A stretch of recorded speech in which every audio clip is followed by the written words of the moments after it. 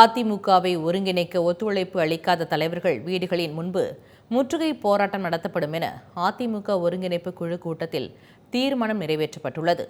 இது தொடர்பாக அதிமுக ஒருங்கிணைப்பு குழுவினர் தெரிவித்த கருத்துக்களை தற்போது பார்க்கலாம். நானும் போயிருந்தேன். அது கர்நாடகாவில் அவ்வளவு சிறப்பாக நடத்தினாங்க.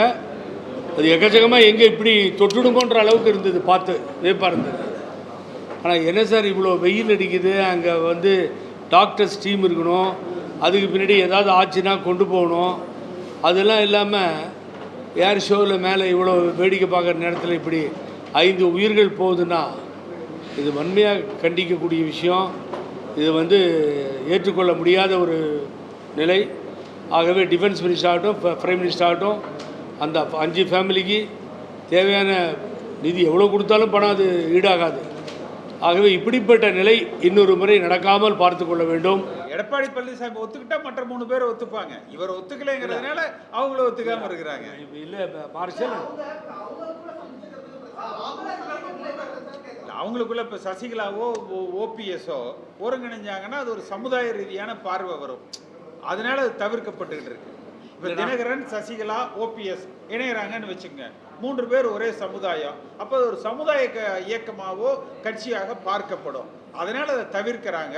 எடப்பாடி பழனிசாமி இணையலாம் என்று சொல்லுகிற பொழுது எல்லோரும் அந்த முயற்சிக்கு ஒத்துழைச்சுப்பாங்க. எடப்பாடி பழனிசாமி என்கிற தனி மனிதனுடைய முடிவு அல்ல, அதிமுக பொதுக்குழு அதை வலியுறுத்த போகிறது. அந்த பொதுக்குழுவில் ஒரு முடிவு எடுக்கிற போது எடப்பாடி பழனிசாமி அதுக்கு ஒத்துப்பார்.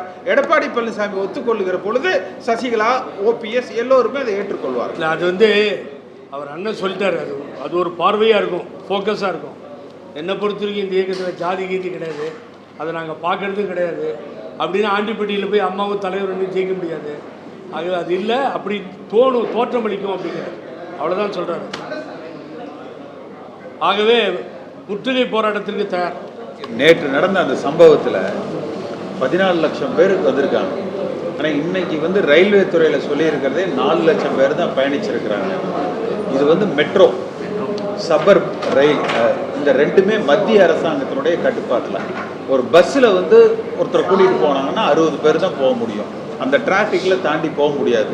ஆனால் ட்ரெயின்னா 600 பேர் 700 பேர் போகலாம்.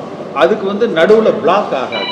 அப்போ அதிகமான ரயில் போக்குவரத்துகள், மெட்ரோ இதை ஏற்பாடு செய்திருக்க வேண்டிய அந்த மத்திய அரசாங்கம் செய்யலை. இதே திரு ஸ்டாலின் பிரதம அமைச்சரை சந்திக்கிறதுக்கு முன்னாடியே இருந்திருந்தா மத்திய அரசாங்கம் பாஜக பழி வாங்கிருச்சுன்னு பேசியிருப்பார். இப்போ சந்திச்சுட்டு வந்ததுனால இவங்களுக்குள்ள இருக்கிற அந்த ஒரு சுமூக உறவுல மத்திய அரசை குறை சொல்லி இவங்க எதுவுமே பேசலை. ஒன்று. ரெண்டாவது, அதிமுகவை பொறுத்த வரைக்கும் இந்த டிசம்பரில் நடக்கிற பொதுக்குழு உறுப்பினர்களே இந்த இயக்கம் ஒன்றிணைய வேண்டும். பல முன்னாள் அமைச்சர்கள் இவங்க எல்லோருமே அதை வலியுறுத்த இருக்கிறாங்க. அதனால இந்த டிசம்பர் பொதுக்குழுவுக்கு பிறகு அதிமுகவில் நிறைய திருப்பங்கள், மாற்றங்கள் ஏற்படும். அது ஒருங்கிணைகிற முயற்சியை வலுப்படுத்தும், ஒருங்கிணைக்கும். இணைப்புக்கு யாரும் தடையாக இருந்துவிடக்கூடாது என்பதில் அக்கறையாக இருக்கிறோம். தொடர்ந்து அமைதியான முறையில் வேண்டுகோள் விடுக்கப்பட்டு, கடிதங்கள் எழுதப்பட்டு, கருத்துக்கள் பரிமாறப்பட்டு, வலியுறுத்தப்பட்டு, இன்னமும் ஏற்றுக்கொள்ள முடியாத நிலைமையில் யார் இருந்தாலும் அவர்களுக்கு அதை உணர்த்தும் வகையில் போராட்டம் நடத்த வேண்டும் என்பது தொண்டர்களின் விருப்பமாக இருக்கிறது. தகுந்த நேரத்தில் உரிய முறையில் உரிய பாதுகாப்பை பெற்று, அனுமதியை பெற்று அது நடத்தப்படும்.